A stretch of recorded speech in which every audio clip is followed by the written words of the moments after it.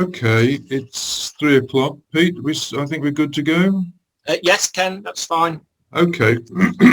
Right, well, good afternoon to everyone and welcome to the RAI's Early Career Lecture series on today, the 11th of November.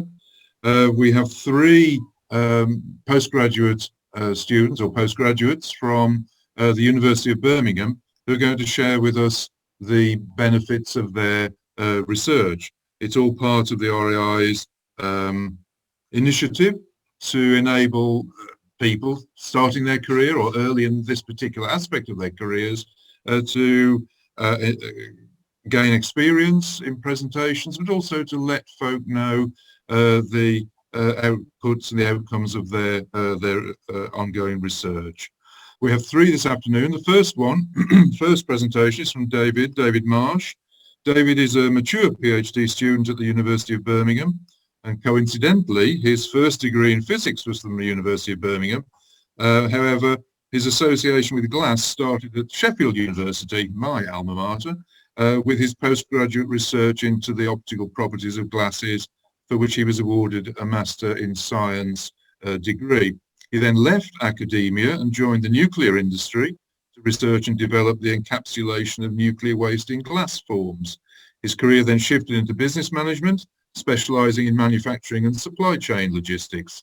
He's a chartered engineer, fellow of the Institute of Logistics and Transport, and has a master's degree in business administration. And for some reason, he's come back into archaeology. His research study into the consumption of trade in Roman glass combines his knowledge of glass technology and supply chain logistics with a history and archaeology of glasses in Roman times. He's a member of the Association of the History of Glass, and also, I understand, a new member of the RAI. So welcome, David. So David is going to give us 15 minutes of presentation. There will be a 5-minute opportunity for questions at the end of each presentation. So if people are burning to ask questions, I would ask you to use the chat function on Zoom, and then I shall pick those up and read them out for everyone's benefit. If you send them to me in the chat function, Ken Smith, I'm the president of the RAI. I should have introduced myself, I do apologise. I shall then read them out and we'll get David to answer, but there won't be very much time for Q&A because we only have a 5-minute gap at the end of the presentation. I would ask everyone please to ensure that they are muted and also to turn off their video facility so that we lose as many of us as possible from the screen and we can concentrate on what David is about to tell us. His title, The Traders and Consumers of Roman Glass. David, over to you. Thank you. And thank you, Ken, for that introduction, and thank you also to the RAI for the invitation to present as a new member. And so what I'm going to run through are the aims of this presentation. If I can... So let me see.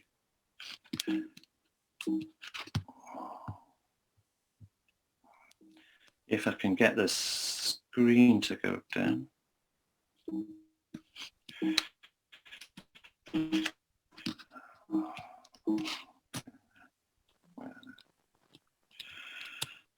Some technical difficulty. Oh, wait a minute. Oh, no, I don't. All right, into this presentation, which is to introduce this research study. I don't know why I volunteered to go first.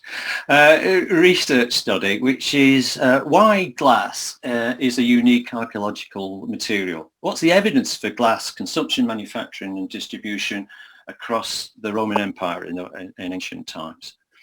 And so that's and this will be more of a kind of drive through, if you will, without driving down into detail, to give everyone here the overall position of this study, the context of this study. I then want to discuss then outstanding questions that have been raised by my literary review and review of the research that's been carried out so far, and indicate how this study plans to further the understanding of material culture, particular locations and against particular periods of time, and also the trade of glass in Roman times. So the purpose of the research is material cultures across regions, settlement types.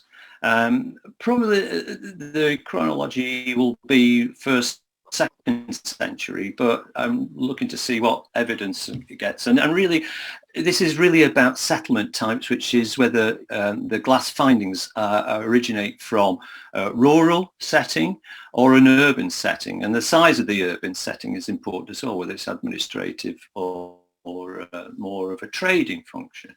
And certainly also types where there's been a military existence or it's just plainly civil. So it's looking to associate the assortments of findings, assemblages of glass with those with the peoples at a particular time and place. But glass industry to move trade glass products. And I'll go on to that in the subsequent slides. So this, to emphasize, this study is at an early stage. So I've not done the analysis of findings yet. So the next phase is more about data collection. Now, why is glass a unique archaeological material? The Romans were, as a civilization, actually used more glass than any previous civilization. And so glass evidence is widely distributed across the Roman Empire. From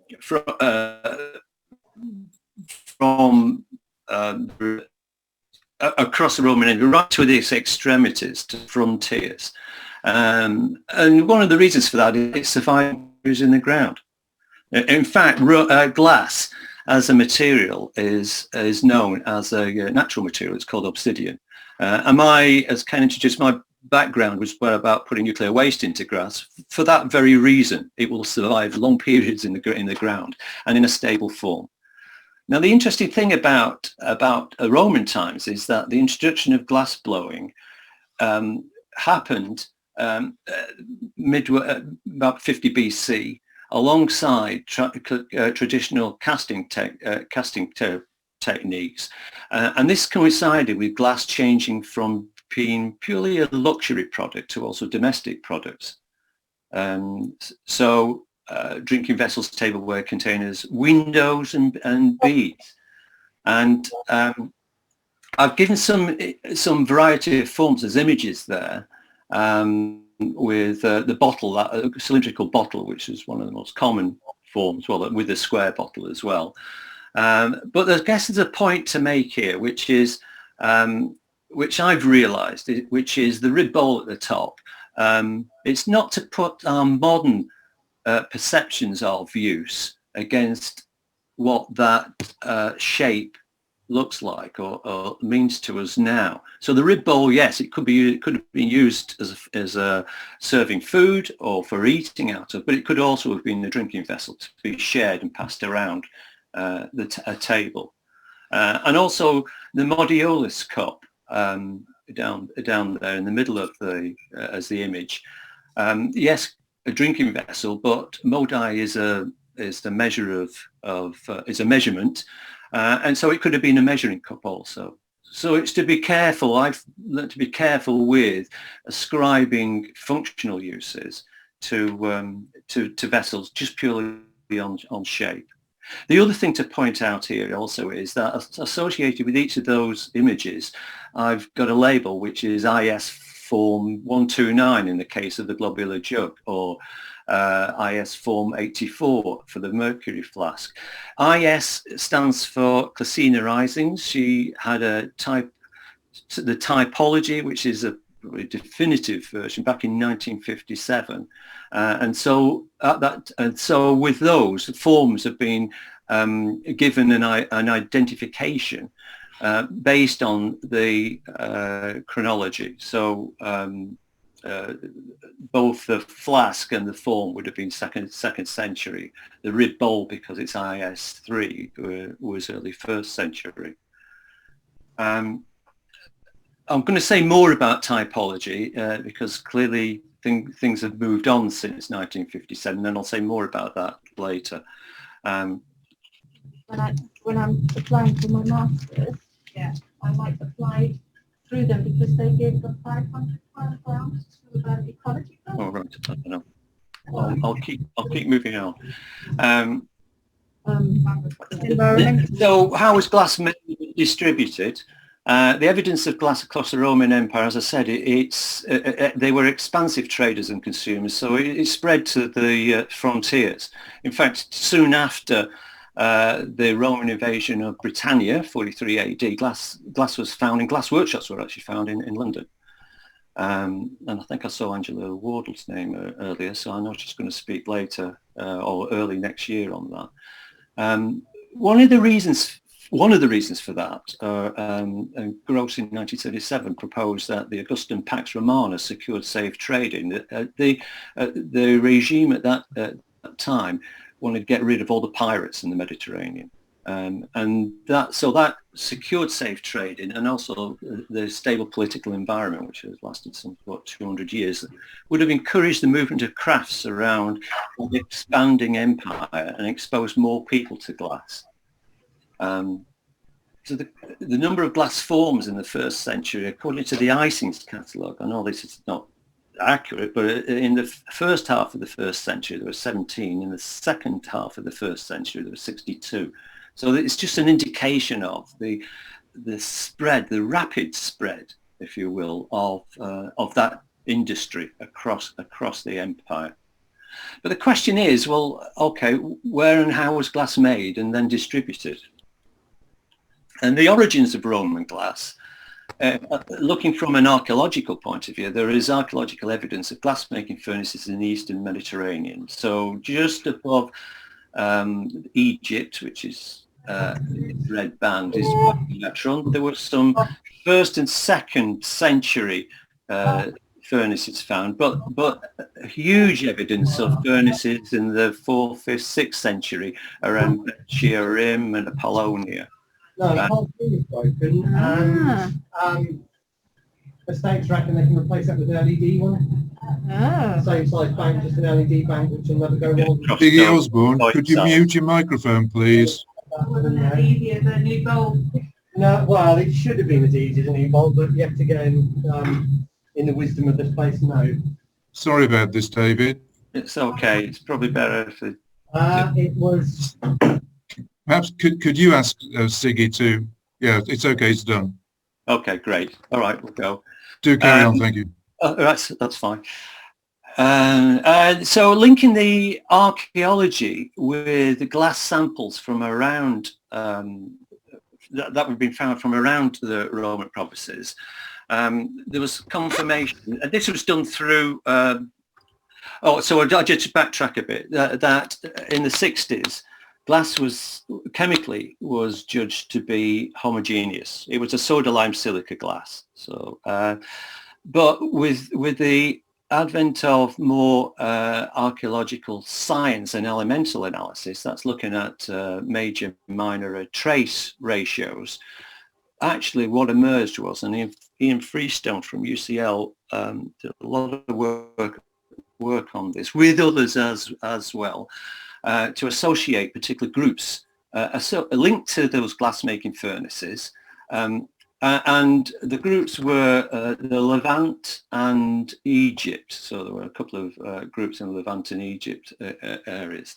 And so what they're doing now is associating the origins of glass, raw glass, if you will.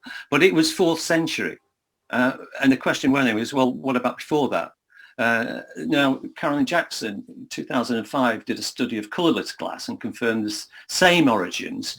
Colourless, because that didn't have the recycling influences, and confirmed the same origins for the 1st and 3rd centuries.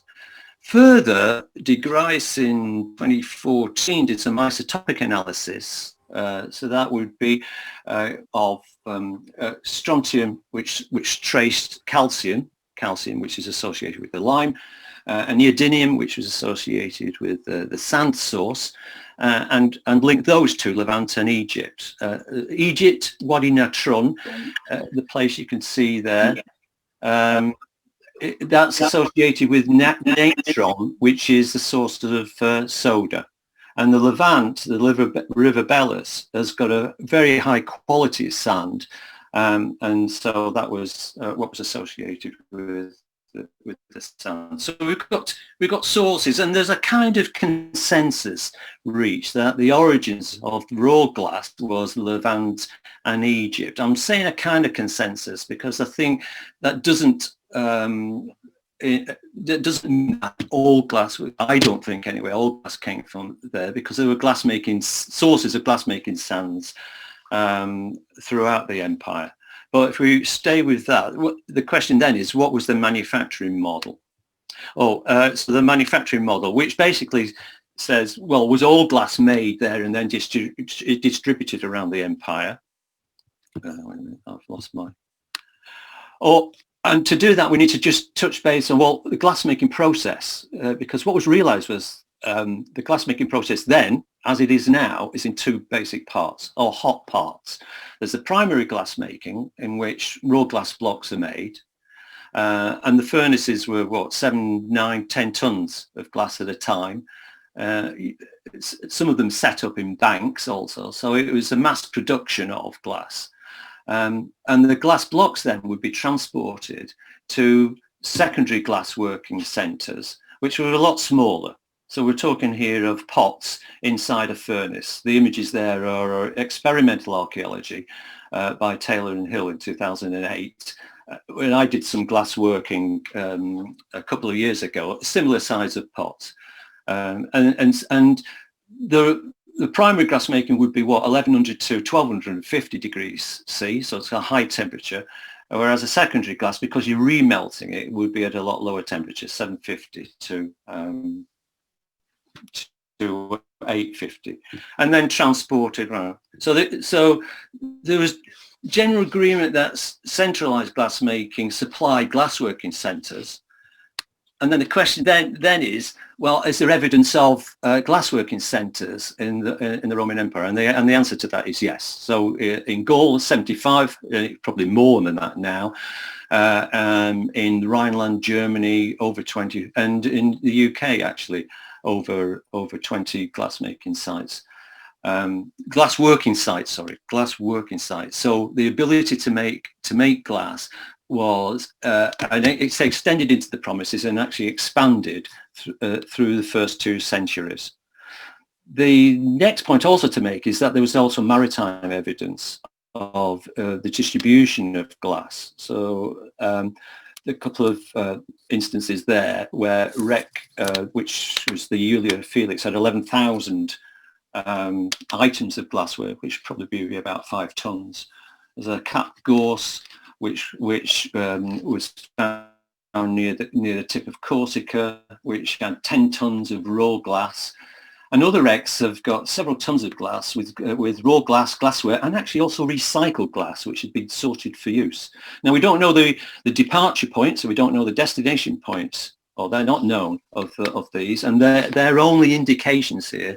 But they are indications of significant movements of glass around the Roman Empire. And again, I'm going to go back to my professional career in business, which was managing supply chains across bigger areas than this, but nevertheless with the benefits of modern transport and modern technology. And I'm in awe of how organised those distribution lines seemed to be. They must have had defined, established routes and also relationships there.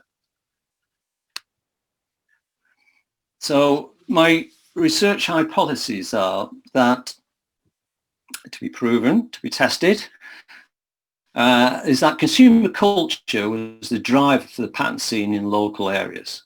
And by consumer culture, one of the debates I think that I'm picking up is there a Roman material culture? Is there such a thing as Romanization, which would associate with a particular assortment of items?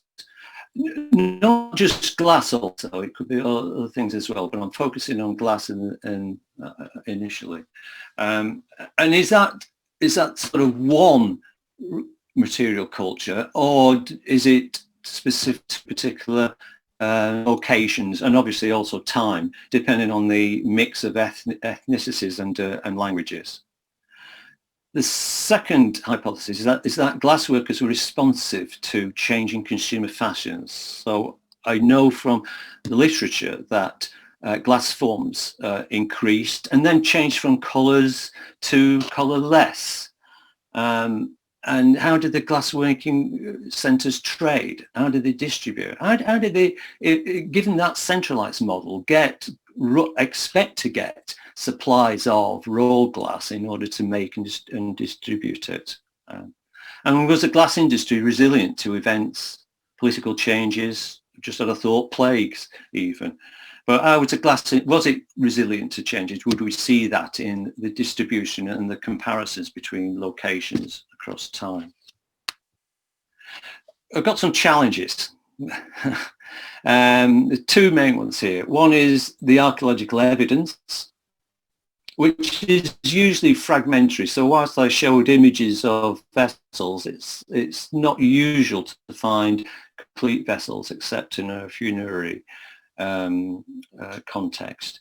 So small, and I mean also of people that look at they are specialists. I see the same names coming up with Hilary Cool, Jenny Price, unfortunately passed away last year, Sally Cottam, Denise Allen. I see the same names coming up, and their ability to identify or infer forms from small bits. But they're not able to do that in total. And so what I find from these forms is that there's a narrative and also an accession detail. And it's the detailed level of detail that I'm looking for, particularly with regard to any markings or dimensions, because there are quantification challenges with glass, unlike pottery. But overall, there's a corpus of glass forms being built up. So from the Isings 1957, there's one recent one with Danielle Foy in 2018, which not only details in a narrative way assemblages, but also has a compendium of glass forms associated with it in the same compilation. I mentioned Cottam and Price introduced a handbook of Romano-British glass, which was meant for archaeologists and much appreciated because it goes into the detail of dimensions, colours, shapes, forms, markings. So my big challenge is getting to that level of detail because it's not always available in glass reports. And I'm looking now at glass reports from Gaul, from Germany, from Italy. And the second big challenge is the statistical analysis. It's been well used for compositional analysis, normalized to a particular profile and used to remove biases. It can be applied to grass forms and regions. I'm looking to apply that to also fragment characteristics. So I can use more of the fragmentary evidence and not just rely on inferring of glass forms. Some challenges in that are around setting that up, setting up the database, and also the systems. So there's some systems like MATLAB and R, which is the archaeology system. But I'm also being advised by the university to try Python, which is another software. Now, I'm not a software and I don't want to be a software programmer. So if there's advice on that, I would welcome it. And so summary and next steps here. So in summary, I think statistical analysis has enhanced our understanding of grass composition groups, the provenance of, the distribution of. And as more archaeology evidence surfaces, I'm sure that will grow, as indeed research studies have advanced the knowledge of glass forms and the distribution of those. I guess what I'm looking to do is to start to connect sites against periods of time and look for commonality and look for differences that can further extend our understanding of material cultures and glassworking practices. So my next phase is collecting digital raw glass data. I haven't got any, I've got PDFs, so I needed to convert that into digital form, design the database, develop an analytical system, analyze the data and investigate the patterns. And that's my task over the next 6 months. Which is being undertaken as part of a PhD on marshforts. You might have gathered that from the screenshot that you can see. Currently a subcategory of Iron Age hill forts. It's funded by the Midlands for Cities and AHRC, Arts and Humanities Research Council initiative, and which he started just this year, so this is early doors. It follows on from his master's research, which he completed 2 years ago, and which forms the basis for his PhD and the subject of this presentation. He spent the 2 years in between working as a field archaeologist in the commercial sector, getting his hands dirty and getting the necessary experience. So without further ado, Theo is going to tell us about Iron Age marshforts as a distinct category of an archaeological site, or as it says on the title and screen, an introduction to Iron Age marshforts in Britain. Theo, over to you. Thank you. Well, thank you firstly for the invitation to talk. Yes, as I said, sort of my topic is on Iron Age marshforts. There's been a bit of work previously looking at a few individual examples of marshforts, but generally there's a lack of a critical sort of reflection of the overall category itself beyond observation of a proximity to wetlands. And it sort of, there's an assumption currently that it sort of just reflects a particular type of hill fort. So hopefully my research will sort of introduce that there seems to be a bit more to some of them than that. There's currently a sort of a subcategory of hill fort, and there's not much in terms of the parameters around the term than that. The Historic England's introductory to sort of heritage assets on hill forts just mentions them as low-lying sites, and then it's very much sort of a simplified descriptive definition of them just being low-lying hill forts in wetland situations. Looking at how the term has developed, originally with first used with the Sutton Common excavations published in 2007, the monograph from that, which mentions Sutton Common and then lists 16 alternative sites that may also be sort of comparable. More recently, the Atlas of Hill Forts lists 23 sites as marshforts. Some crossover with the Sutton Common monograph, some differences. In total, 33 sites. And these are spread across England, Scotland, and Wales. It's a distinctly British phenomenon, and these sites are concentrated, as could be expected, in the Welsh Marches, the Fens, etc., low-lying areas. How this fits into hill fort studies more generally, the way in which sort of hill forts have currently been approached, as I'm sure many people might be aware, that are very descriptive categories. So sort of promontory forts, hilltop forts, based on the topographical location of these sites. And there have been some additional ways of categorising them chronologically, of course, then looking at sort of the scale, the nature of the defences, whether they've got multiple sets of banks and ditches or single, so univalent, multivalents.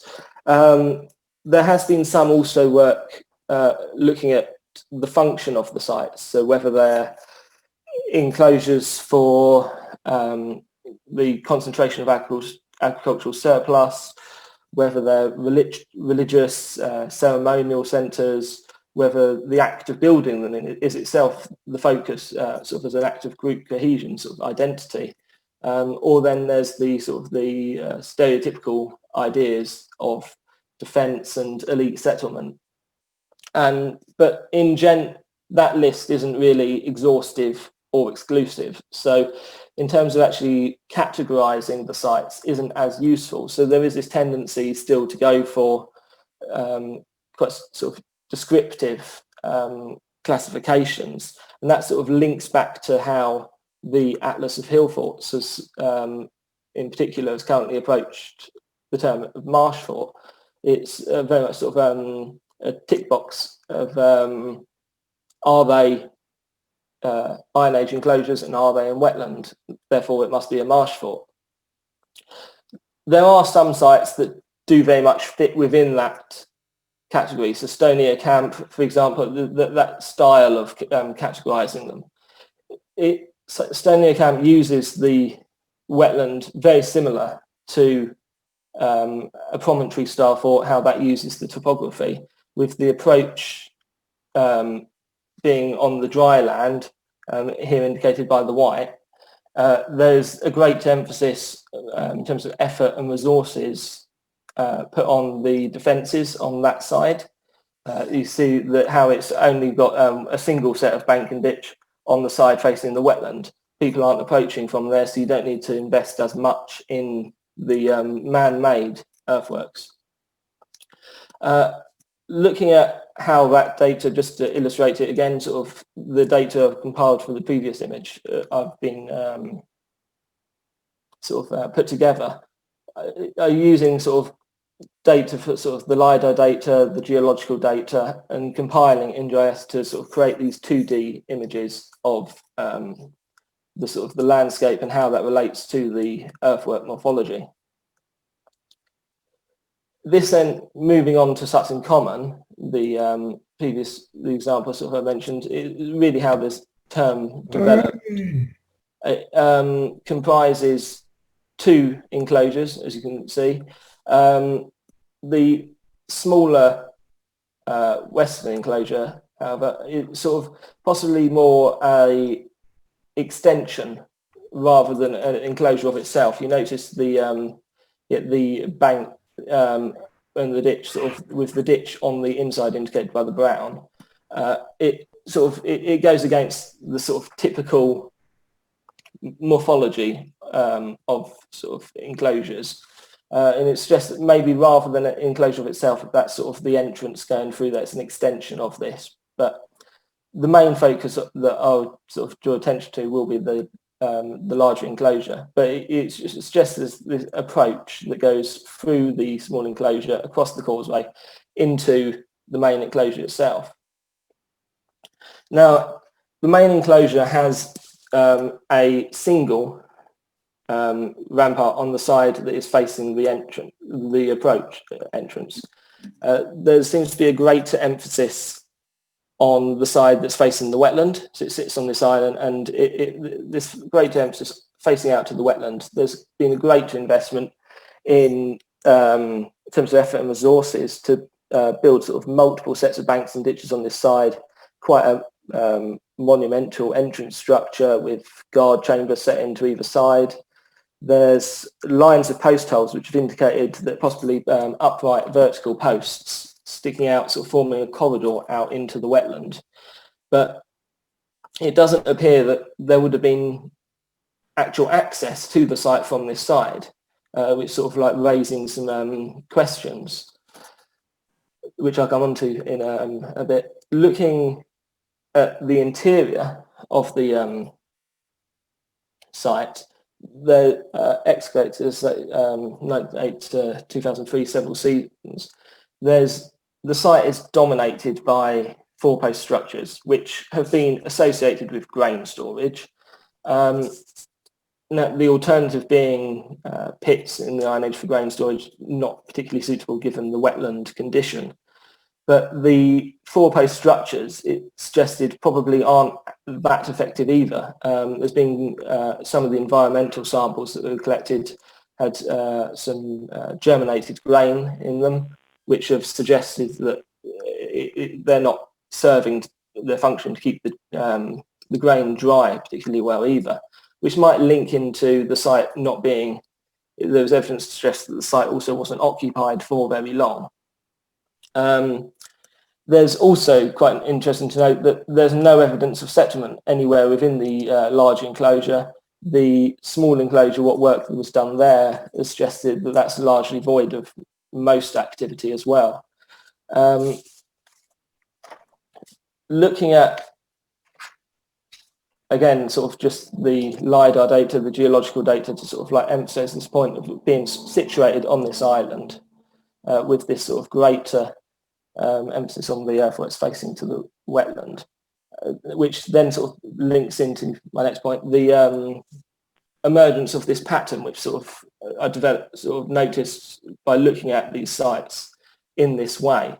There seems to be here the Birth and Wool Camp, both in Shropshire, providing examples. There is this emphasis on a larger entrance which seems to face out to the wetland. The Birth, in particular, very similar to the Sutton Common form, has this small enclosure, but then the entrance is over a causeway here, with then this larger entrance facing out to the wetland, where there doesn't seem to have been any evidence to suggest that people accessing it there. So it's sort of raising a few questions there, and then a similar idea with Wool Camp as well.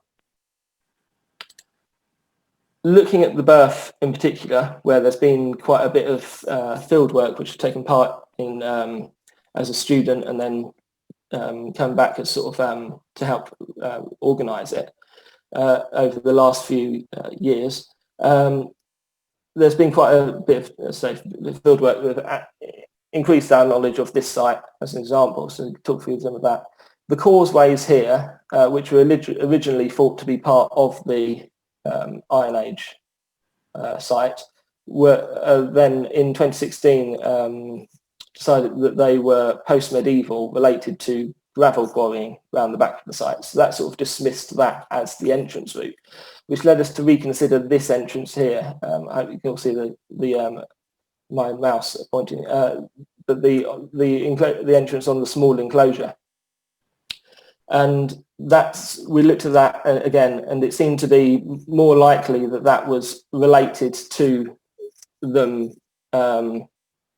going through digging through the surviving bank for this access point. The corresponding entrance on the main enclosure, though, the link to the causeway, did seem to be an original Iron Age entrance. Further work then, as I said, mentioned previously, was looking at this other entrance across this spit of land from the small enclosure, joining over to a comparatively smaller entrance to the main enclosure. And this was particularly noticeable in 2018 when it flooded. There's a spit of land which is slightly above the water, and that sort of joined in, sort of just highlighting this entrance route. Now that reflects where we discovered the remains of a metal surface, which might be the remains of the causeway.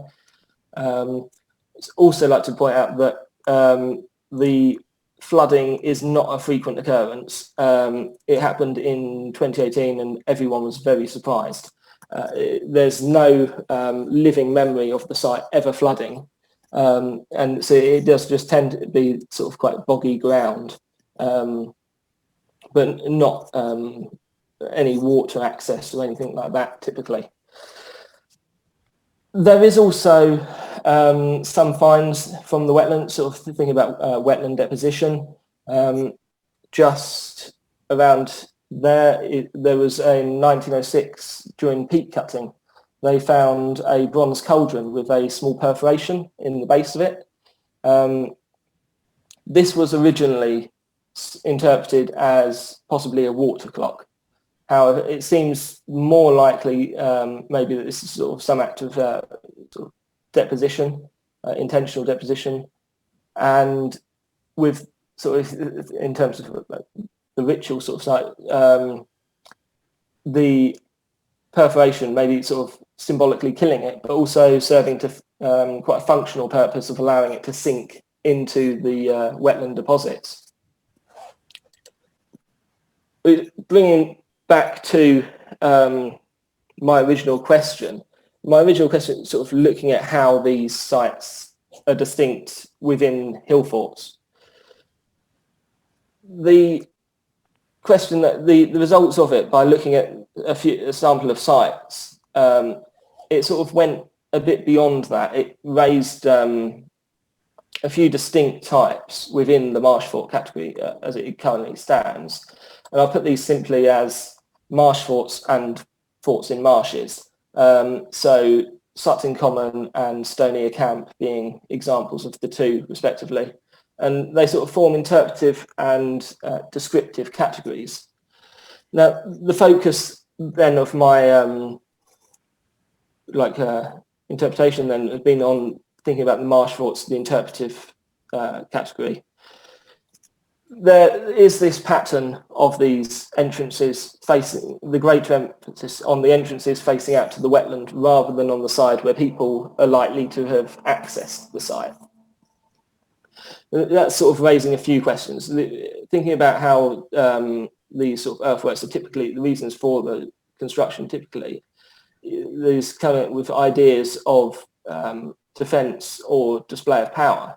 But if it's the side that people aren't accessing, then who are they defending from, or who are they displaying sort of power to, sort of, for example? I realise this is going off on a slight bit of a tangent sort of thing, but it's raising these questions, which then thinks about the ideas about the sort of Iron Age beliefs around wetland, prehistoric beliefs more generally. Sort of like ideas about liminality of the wetland and possibly as portals to some sort of supernatural domain, sort of like stretching it sort of a bit far, the interpretation. But it's raising questions about what the activities are that are taking place around these entrances and why the investment in them. It's sort of possibly linking back to the example of the birth cauldron, for example. As sort of an act of maybe possibly ritual sort of depositions, wetland deposition. Moving on from that research, my continuing research is going into simply three phases. The first, which I'm currently in the midst of, is sort of continuing that two-dimensional approach, mapping the wetland, the relationship between the earthworks and the wetland across all of the sites that are currently mentioned in the two gazetteers, and then moving beyond that to look at coring a sample of the sites and hopefully an excavation at one of them to compare directly with Sutton Common and the Birth and sort of start to understand this pattern that seems to be emerging. And from that, I hope to move away from the sort of the two-dimensional approach that I've taken previously to sort of understand better the nature of the deposits and sort of build this sort of three-dimensional image of the wetland and how that relates to the sites themselves, and sort of like better sort of develop the understanding of them, which then generally has potential to sort of impact the study of hill forts more generally and the Iron Age more generally, and just sort of through this sort of like more nuanced sort of critical approach to these sites, help to sort of redefine the current classification of marsh forts and to sort of explore their complexity. So I think that's the end of my presentation. Thank you, Thea. Do you want to just and stop sharing? Yes. Yeah. Any questions? Yes, you do have a question from Adrian Tills. It's, to what extent would the wetlands have acted as defences at the time they were in use? And a supplementary question, could they have been trading or exchange posts? Let's deal with the first one. To what extent would the wetlands have acted as defences at the time they were in use? Well, this is part of the additional research that I sort of will be going into more sort of thing, the sort of like how wet are the wetlands. And that's sort of like part of the idea of the coring and the continual sort of research. But the bit of coring around the couple that has been done has suggested that they are fairly deep sort of substantial sort of wetlands and would have afforded at least some degree of difficulty in access. They wouldn't have been the easiest routes across. Yeah. Okay, thank you. And Adrian's second question was, could these sites have been used for trading or exchange? So, any evidence yet?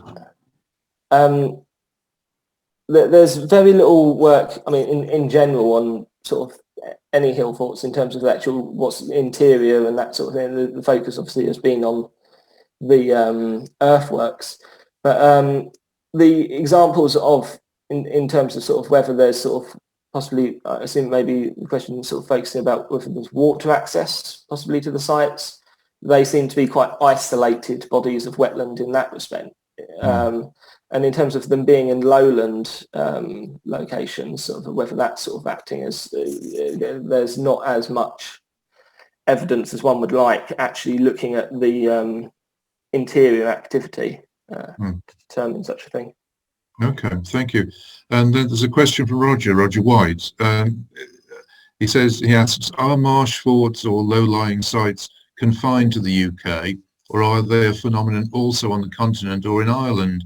And I must say that was a question that was crossing my mind, because I remember a Hillfort study group trip to Western Ireland, and while it may not have, probably wouldn't categorise it as a hill fort or as a fort, but it was certainly a low-lying defended site. The ditch was completely filled with bog iris at the time we were there. So yeah, I'd ask the same question as Roger, really. The current sort of the two sort of current sites sort of that have been going off of the Sutton Common Monograph and the Atlas of Hill Forts only list them within Britain. I am aware of a few sort of in Ireland that you've mentioned, sort of that are these wetland sites. But in terms of sort of like how, like where I'm starting from, it's looking at the current sites that are classified and working from that. But that's definitely an avenue, sort of something that could be pursued in further research. Yeah. Okay. Excellent. In that case, Theo, in the absence of any further questions, thank you once again. And yeah, it's obviously early doors. There's a lot of work to do, but fascinating. I was really taken with the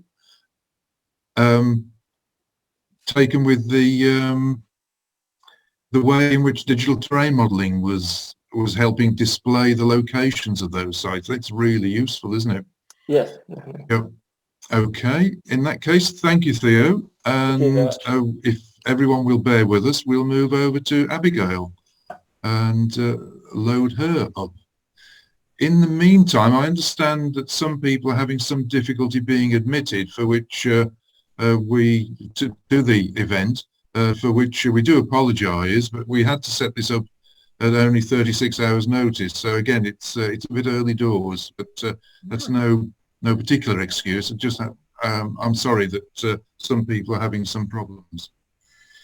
So on that basis, if we come to our third and final contender, Abigail Taylor. Abigail has recently completed her PhD at the University of Birmingham, researching the use of large data sets in archaeology. She's particularly interested in the use of the Portugal Antiquities Scheme dataset, how it can best be utilised, and what scale of analysis it is best suited to.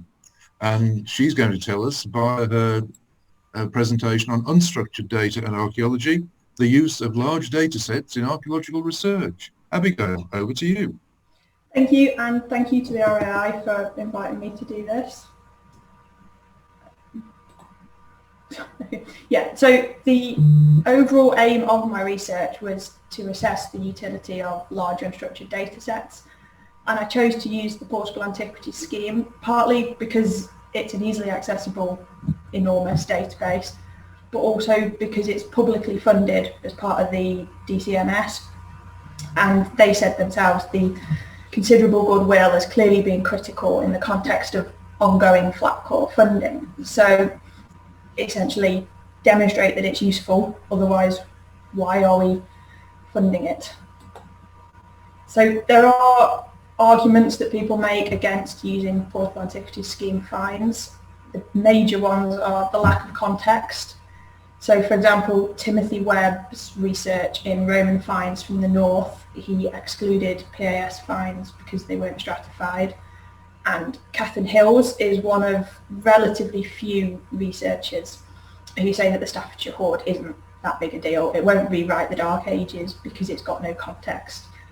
But there are also various biases in PAS data, so towards metal finds, because most of them are found by metal detectorists, and towards areas where detectorists tend to be active. But there are arguments against this criticism. So, for example, the argument about the lack of context is losing ground. Daniel Pett, the previous ICT advisor to the scheme, said that the context of PAS finds is their location. So, for example, on here, you can see the root of Hadrian's Wall in the accurate mapping of the finds. It's not entirely accurate. These are finds that were apparently found in the North Sea. They weren't. But also with regards to stratigraphic context, the finds are generally from disturbed plough soil, so the stratigraphic context was already lost. So the main objectives of my research were, first, what can unstructured data be used for? How can it be used on a macro level or a nationwide scale? And for that, I built a framework for using large unstructured data sets and incorporated methodologies from previous studies, especially the Viking and Anglo-Saxon landscape and economy project, which mapped various constraints on metal detected finds, such as topography, sites of special scientific interest, large urban areas. And then the second objective was, what are the strengths and limitations of this kind of data? Can you use it to answer specific cultural questions? So Tom Brindle's research said that it was more useful on a micro scale, and Catherine Robbins had said her framework focused on generally small scale things. So, for example, rewalking of fields, different patterns of field walking, specific land use, and that's all quite difficult to implement on a national scale. But you could consider the portable antiquity scheme data set as big data. So the three main benefits of that are volume, the sheer amount of finds in it, the variety, both in terms of find type and date and location, and also veracity. So although there are errors in the data, over such a huge volume of data, the errors are averaged out. So this is essentially a little bit of a whistle-stop tour of the statistics that I did. The long-term trends in the data, by analysing the broad object types in the data, you could divide it into different zones. So there is a highland zone where you get very few finds, and a lowland zone of very dense finds.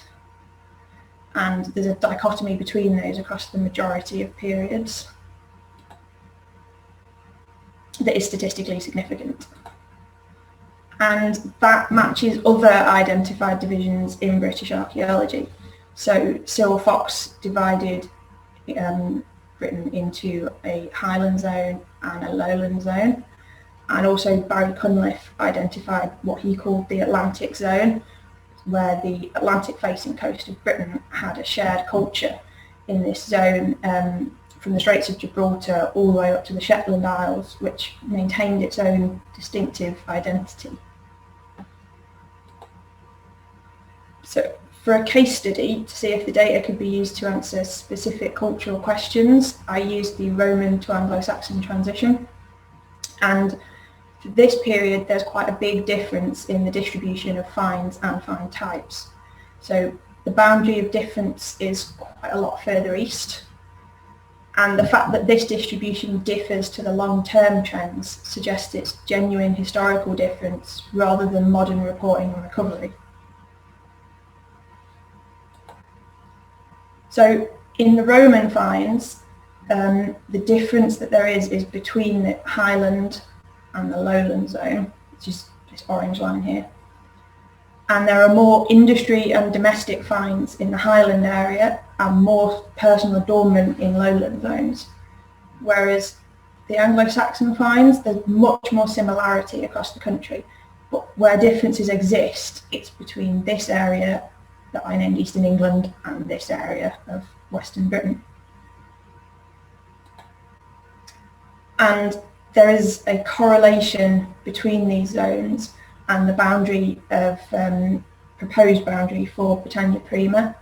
So Roger White suggested that Eastern Britannia Prima was more Romanised and therefore saw greater change after the end of the Roman period, whereas in the West, material culture may have stayed broadly similar in the early post-Roman period and therefore might not have been recognised as being Roman. So in Britain, was the east of Britannia Prima more integrated into the Romano-British way of life in the lowland zone, which would have meant more changes taking place in the way of life and material culture following the end of the Roman period. The problem is that having identified this sort of broad trend, more detailed and securely dated finds are needed to test the hypothesis than you get in the PAS database.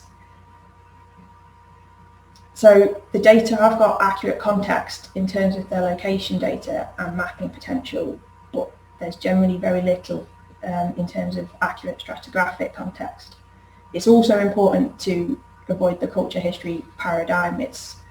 Although I've named these Eastern England and Western Britain, and it's tempting to assign sort of strict definitions of Roman and Anglo-Saxon, you can't do that on the basis of the data that we've got. So overall, to what extent are large unstructured databases of finds a valuable tool for archaeological research? To a sizable extent, they're incredibly useful. So in the case of the PAS, analysis of the data involves the study of enormous volumes of material that would otherwise be lost to archaeologists. And the data demonstrate this east-west patterning of material culture in terms of number and type of find that's visible across most periods. And you can use these as base maps for smaller scale research to place smaller scale research in its context in time and place. But it's very difficult to use it for very small scale temporal changes because of the lack of narrow date ranges available. So you can use the data at various resolutions, but I found that it's best used through the nationwide geographic trends or relatively broad temporal trends. So on a cultural level, the data did provide some information on the types of finds used by people in certain areas of England and Wales, but it is limited. So they revealed this difference in zoning of types of finds across the area of study, and that the Anglo-Saxon period was characterised by horse equipment, personal adornment and brooches. And it demonstrates this new culture that emerged, which was concentrated down the east coast and identified largely by items from funerary contexts like ploughed out cemeteries. Because there's also this correlation between this area here of Eastern England and the area of Anglo-Saxon graves in England. And the Anglo-Saxon finds are also much more similar across England and Wales. And you can link that to the more localised exploitation of resources and the collapse of the Roman urban infrastructure at the end of the Roman period. So as society became more localised, broad trends in the data become less visible, i.e. the find types become much more similar between the zones in the Anglo-Saxon period. So you've got some limited information on a cultural level. You can see coarse-grained trends, but having come to that conclusion, it was very difficult, if not impossible, to go any further due to the lack of secure dating. So if you look at the main limitations on the data, in order to conduct a more detailed analysis, it was necessary to look for specific examples of artefacts that continued from the Roman to the post-Roman period, or how items changed over time. But tracing typographies of artefact types across that transition wasn't possible with PAS data, mainly due to dating issues. So the lack of secure stratigraphic context made dating very difficult, and the dates in the portable antiquities scheme were often incredibly broad. So dates are also of manufacture rather than deposition, which makes it difficult to study how finds changed over time. So, for example, Roger White's idea that items in the post-Roman period might have been misattributed to the Roman period because they looked essentially the same. In order to assess that, it would have been helpful to be able to find examples of curated artefacts or securely dated post-Roman artefacts that looked the same as Roman ones. But that wasn't possible to do with the data that I'd got. And there are also issues with find types. So there are relatively few specifically identified find types in the database. So, for example, there were only 3 penannular brooches in the clean database that was based on the PAS research database, which was downloaded in October 2013. So finds are likely to be broken fragments, and unless you find exactly the right fragment, that will be difficult to identify. And also, Cool and Baxter highlighted the fact that there are low recovery rates of penannular brooches from metal detecting. So the proportion of penannular brooches in metal detected assemblages is regularly lower than in excavated material.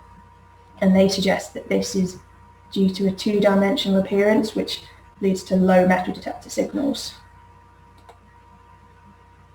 So in terms of portable antiquity scheme data, broad trends are clearly apparent in the data, but we know from excavations at sites like Wasperton and Stretton-on-Foss that a mixed culture did exist at the time.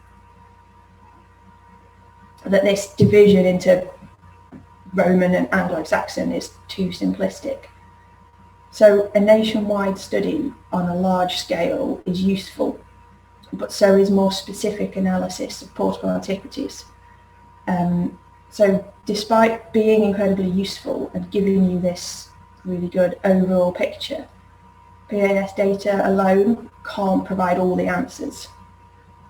So studies based on excavated data can be compared to data from the portable antiquity scheme to produce a more detailed picture. So you do research into differences within the zones that I identified, particularly the so-called British West, to prevent them being viewed as culturally homogenous. But you would need to supplement that with excavated data. So when the study area is reduced, you can use a similar methodology, but more constraints can be mapped. So on a more local scale, you get Robbins' methods coming to the fore. So in a smaller study area, you can map more constraints like the degree of field rewalking and specific land use. But if the study area were to be reduced even further, that would drastically reduce the number of finds you've got available for study. And that's when you would need to supplement it with excavated data, which, because PAS data has its own unique biases and therefore its own unique methodology, you would need to come up with a brand new methodology to use both.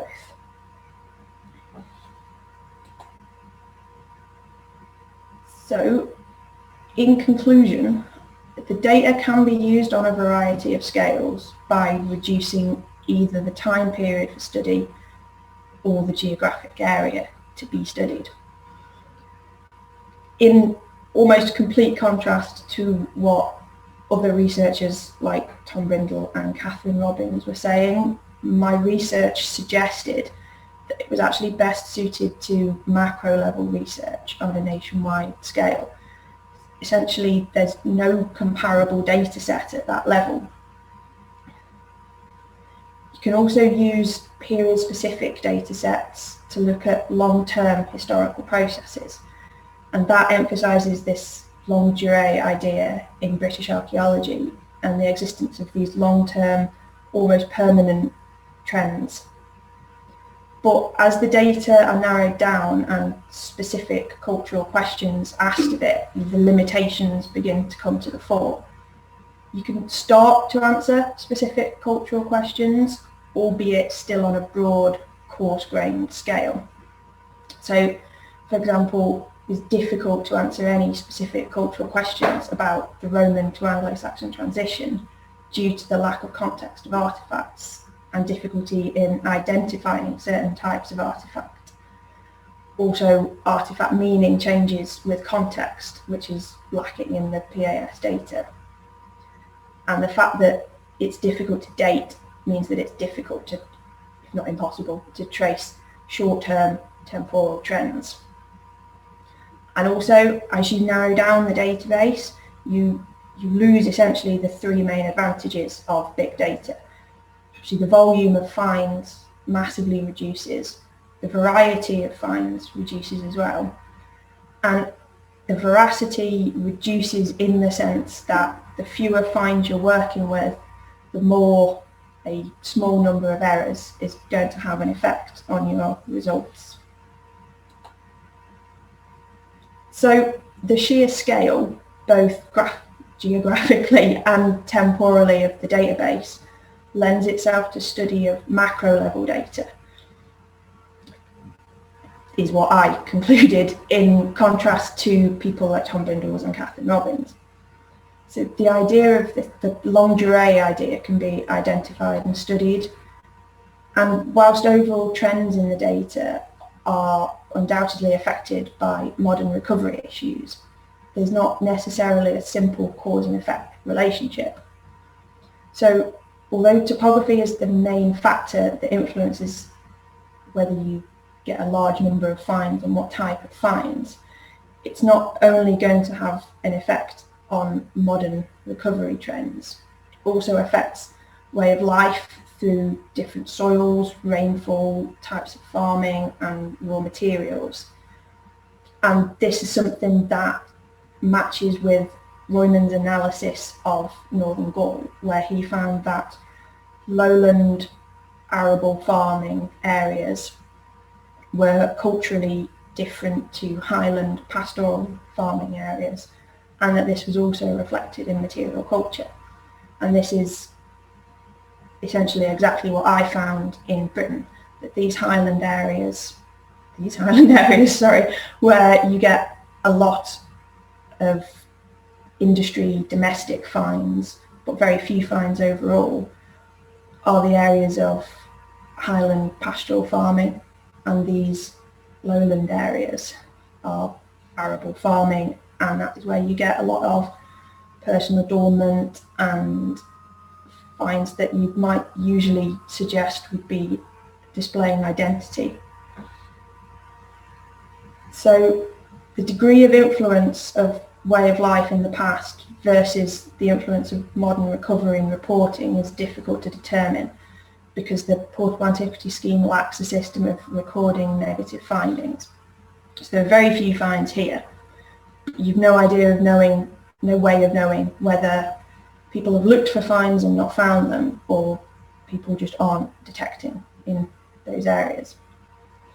So whilst the PAS is clearly a useful resource in archaeology, and it's undoubtedly worth compiling and funding and using, it does have its limitations.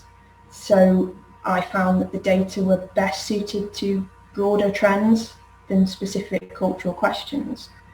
So the cultural questions could begin to be addressed. You could get a coarse-grained analysis of what was going on in the Roman to Anglo-Saxon transition.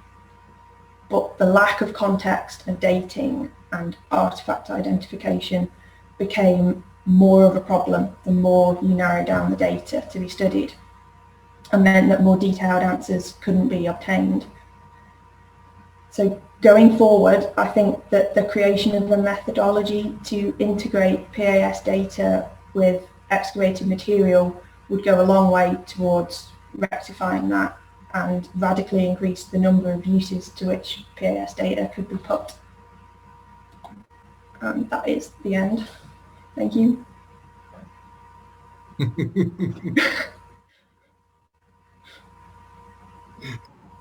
I assume that must be the case, Abigail, as you disappeared. At least your presentation disappeared.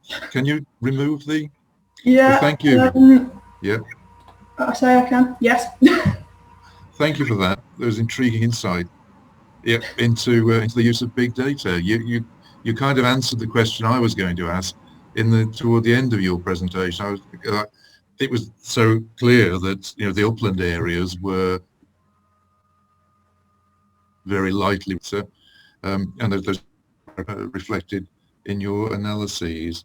At the moment, I don't think. I suppose I was also going to say that having finds out in the Channel or in the North Sea is not an unusual phenomenon. Historic environment records occasionally end up there as well because of the incorrect, either deliberately or accidentally, entry of grid references. But there we go. At the moment, we don't appear to be having any questions. So I think, oops, hang on. Yeah, I've got some coming in. Adrian Tills, could the data be used in combination with location and typology? In terms of using it in combination with typology, the main problem was obviously there's not only 3 penannular brooches in the entire PAS database.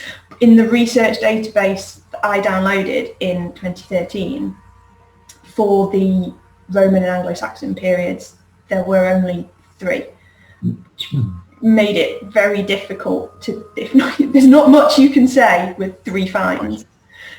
It's very difficult to spot a pattern in that small number of finds. And with the location, I think one of the things that would be useful is because what I'd found is that the trends didn't change much.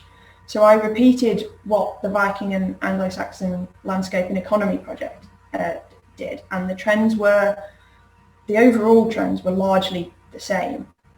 So I think in order to use this research as a sort of context for a smaller scale research, you wouldn't need to do the whole thing again. You could use this map essentially to do that. And I think it would be a good context to put other finds in, if that makes sense. Thank you. And Roger White has asked, can you clarify how many finds your study was based on? And I know you said 3 penannular brooches, but... More than 3. Off the top of my head, no, unfortunately, a lot. There are over 1 million finds in the Portable Antiquities Scheme database now, and there were over 100,000 in the research database that I downloaded. But I do not have, unfortunately, the number to hand right now of how many were in it. So presumably we're talking thousands rather than... Hundreds of thousands rather hundreds than of thousands. Yeah. Okay. I hope that clarifies that for Roger. But I thought your concluding remarks about the need to mesh the PAS database with excavation material, I mean, it's an obvious comment to make, forgive me, but it's also an important one. But in a sense, the very fact that you've been dealing with hundreds of thousands underlines the scale of the issue, does it not?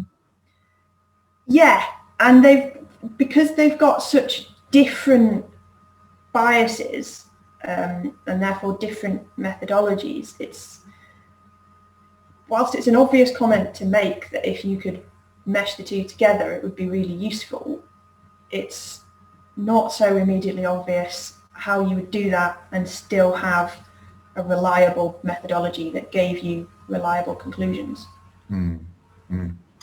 Just on that though, I mean, my recollection is that PAS data is usually limited to 4-figure grid references. The precise locations of the finds are never made public. And so to what extent would that bias, or could that bias, the meshing of fairly precise excavated material with less precise locational data through the PAS? Yeah, obviously the data is so different. Some of the finds are slightly more specific than others, depending on how, and also if you download the research database for the PAS, you get more specific location data than the public one. But obviously you don't get anything so specific as an exact soil layer in an exact grid square of an excavation in a 4-figure grid reference. So I suppose it's a matter of scale. When you say they've got very specific location data, if you're looking at the entire of England and Wales, a 4-figure grid reference is very specific. If you're looking at, when you reduce it to the point that you're looking to merge it with excavated data, as you say, a 4-figure grid reference suddenly becomes not so specific. But I suppose generally locational, isn't it, within several tens of square kilometres or whatever. Yeah, okay. Thank you very much. Right, well, in the absence of any further questions from me or anyone else, thanks, Abigail. Thanks for the presentation.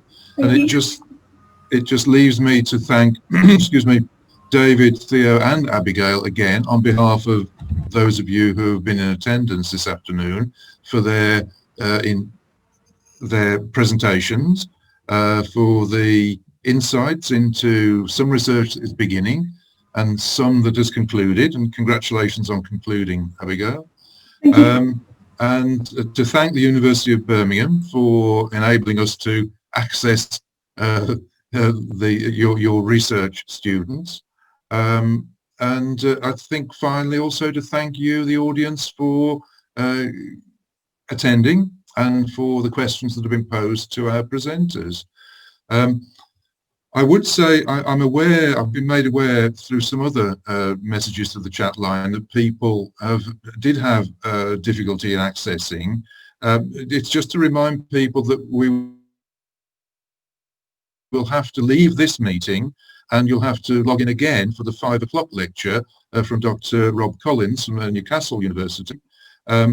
It may well be for some of you that had a bit of a problem. It's a case of clicking on the long message and then in the 2 codes that are required to access the presentation at 5 o'clock. So without further ado, I've just been told that my internet connection is unstable. I think I'll thank you all once again, everyone who's participated, and we'll leave this meeting, and I hope to see or engage with a good many of you for the 5 o'clock lecture in just over half an hour. So thank you very much and good afternoon.